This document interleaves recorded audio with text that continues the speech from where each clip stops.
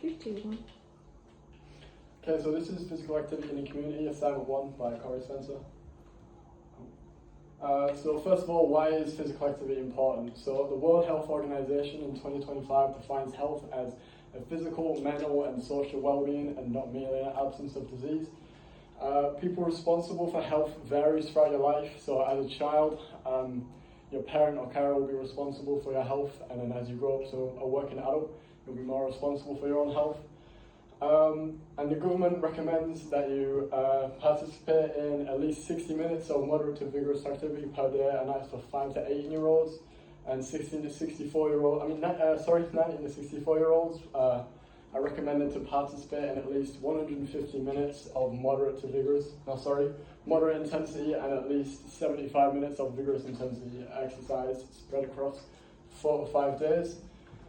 This is due to the many benefits that physical activity holds, such as the mental benefits, improved self-esteem, reduced anxiety symptoms, better sleep and overall better mood, as well as the physical improvements, such as reduced risk of diseases and illnesses, improved bone and joint problems, so improving the strength in them areas, and increased cardiovascular health. However, there is some barriers to physical activity, and this is the inequalities outlined by Williams et al. 2022, such as the social economical status, people not being able to afford access to facilities, for example, and then there's geography, so not many things being available in your area, so for example, not many local parks, and then characteristics and socially excluded groups. This can be people like homeless people, as they may not have access to physical activity sessions or opportunities. And then, as Case and Craftman 2024 outlined, health is shaped by many factors such as education. So how you are educated may perceive how you perceive your own health. Income, again, not having access to facilities due to your finance. Employment conditions and social systems. So social systems is a big one, as if people around you don't actually physically exercise, you're more likely to not physically exercise. This links in with the Bandura social learning theory. If you see people around you doing something, you're more likely to do the same thing. Why does it keep going? Okay, and now we've got the structure of physical activity in the community. So there's 3 levels: global, national, and local.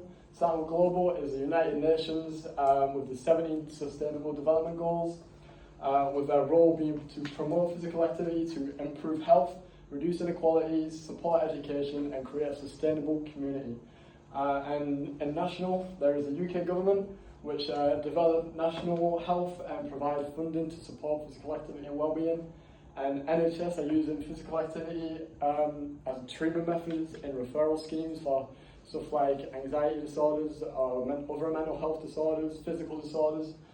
And then we've got local organisations such as Tees Valley Sport, who coordinate physical activity opportunities, working with schools to reduce inactivity in schools. And the Middlesbrough Council deliver public health initiatives and manage local facilities and parks.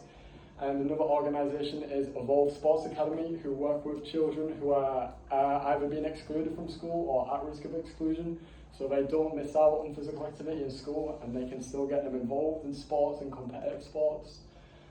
And now the 17 Sustainable Development Goals by the United Nations. So there's no poverty and zero hunger. These go hand in hand, as when you have if you have more money, you're able to access better nutrient foods. And then this links to number 3, better health and well-being. And number 4 is also linking the latter 3, have a quality education. If you have a quality education, you know what type of things you need to be eating and how to actually be physically active. And also reduce inequalities, which I went through in the previous slide. These all link to physical activity in the community. And now we've got a multi-agency approach. So Price, McAlidden and Veal 2023 define a collaborative approach with different organisations working together, sharing responsibility with the overall goal of improving health. So how it works is the NHS will identify inactivity and then they'll send you on the referral scheme. This can be in places like the Liverpool Centre, which are all inclusive. And the local councils help provide facilities, as previously mentioned, and community programs. And Sport England and Active Partnerships will fund physical activity opportunities with volunteers helping delivering these sessions.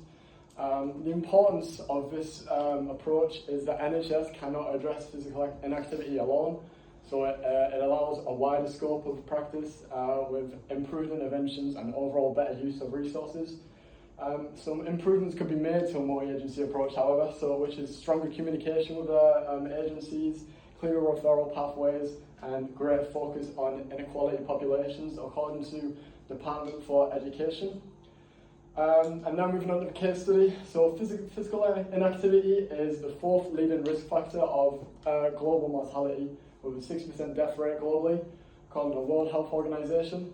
And participating in physical activity actually lowers risk of disease by 20 to 35%, with only 22% of adults being physically inactive in England.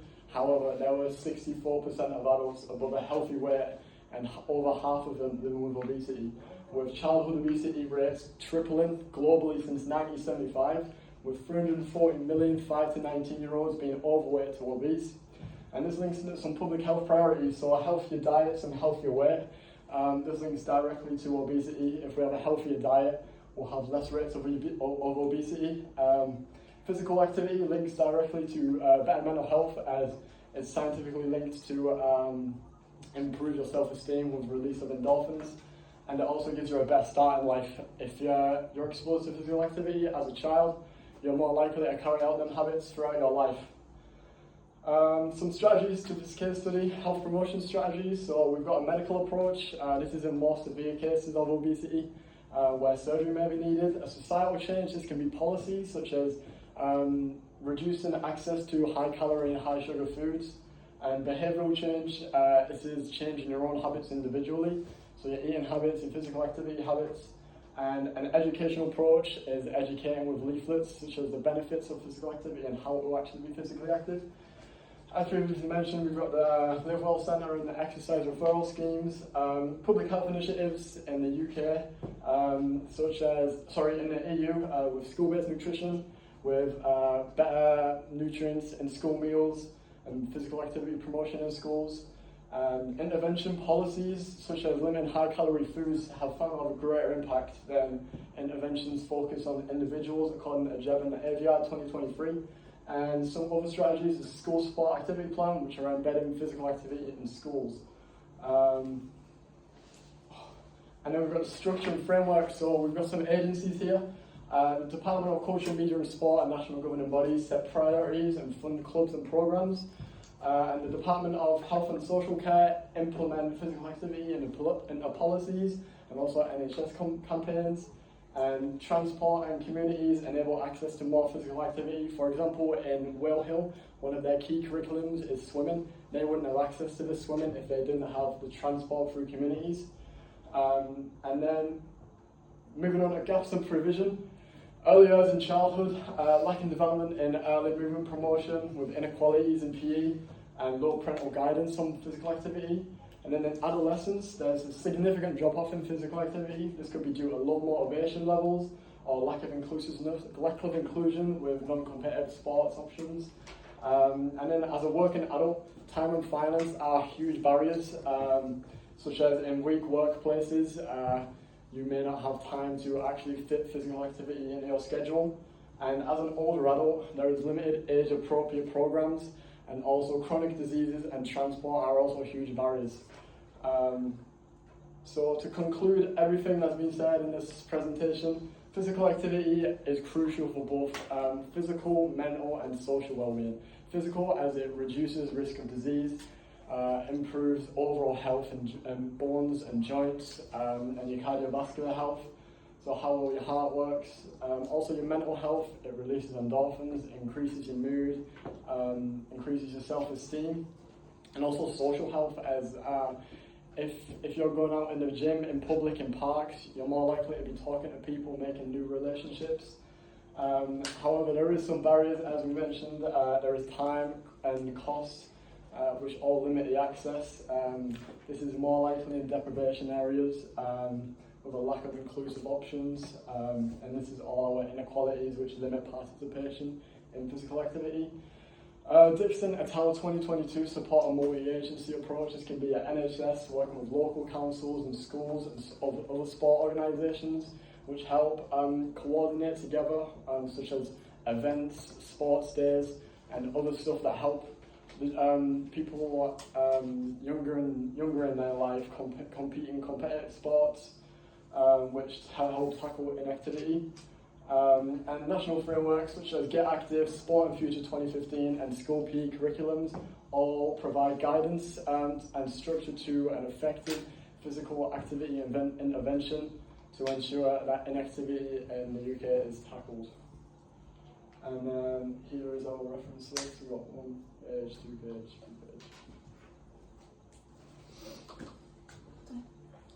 3 page. Is there any questions, please? Sorry. Could you just talk me through the role of Sport England and physical activity, please? Okay, yeah, I'll go back to that slide for you. Right at the start, I believe. Right at the start, yeah. This one? Okay, so the role of Sport England, they help fund and support grassroots levels. So lower level sport activities, this can overall increase participation in sport early on. So grassroots levels will be like amateur levels, lower ability. So Sport England's funding and supporting this is crucial to increase participation overall and get exposure to that early on. Follow-up question, what's available in Middlesbrough? Middlesbrough, so as I mentioned here, Evolve Sports Academy, they are targeting children in schools who have been excluded, at risk of exclusion. They have local sessions all around the region, so they have football at the Sports Village, they have all free sessions by the way, boxing sessions at Palliser Park. So these are all competitive sports that children can get access to when they're at risk of exclusion, and that basically is going to reduce their inactivity if they are excluded. Great marketing there as well, Chloe. Just when you said about the Department of Transport and linking it to your placement, how do you think it's important that these are working together in order to get the best out of the kids? Department of Transport, so like having access to like buses. So when the school has their swimming curriculum, they wouldn't have access to swimming if they didn't have transport and buses. So it overall increases the children's development early on, because swimming is pretty much a crucial asset to have early on in your life. Yeah. Anything else there? No, I've got no further questions. Okay. For the physical guidelines that you gave for physical activity, was there any guidelines with maybe older adults or people with disabilities or pregnancy? So regarding pregnancy and disabilities, I didn't find any statistics for that, but for older adults we've got 150 minutes of moderate intensity exercise, which is spread over a 4 to 5 day span, so not exercising every week basically. I mean every day, sorry. It's going to be a day, miss a day, a day, miss a day. So basically just lower the intensity. Do you think though, so if you've got a particular group like so protected characteristics such as pregnancy, would they be able to follow those guidelines, or would they need modified guidelines to follow? So this can link in with the referral schemes that the Live Well Centre offers. So if someone has a disability or pregnancy that makes them unable to complete these guidelines, there we go, then they can be sent on the referral schemes by the NHS, so they're actually able to keep physically active throughout their life. I've just got one question for you. Is anybody else before I go for?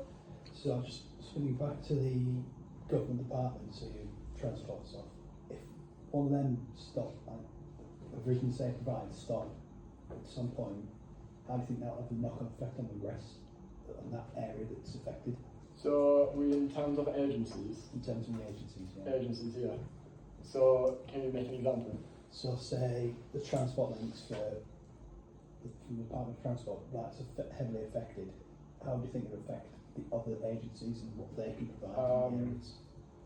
So if there was no transport agencies, this will severely limit the amount of physical activity that people are able to participate in, as people often commute to areas. For example, Whale Hill commute to the leisure centre. Other people may commute from faraway places that don't have facilities, don't have parks, such as countrysides.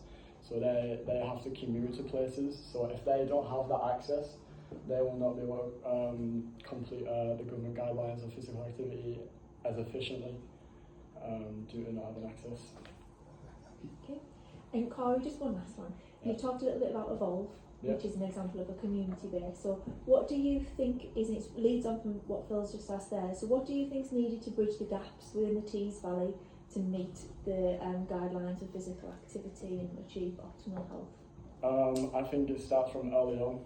So developing physical activity habits early on will help keep them habits going throughout people's lives. So helping children understand the benefits, the importance of keeping health throughout their life through physical activity is very crucial to tackling inactivity in Tees Valley, I believe. And should that just be one person's responsibility, or is it a mixture of different I think- agencies? I think if you get done through multiple approaches, societal change and behavioural change and policy-wide, so including policies in schools where children must participate in physical activity to a certain extent, I think. Okay, thank Yeah. you very much. Thank you. Thank you, Corey.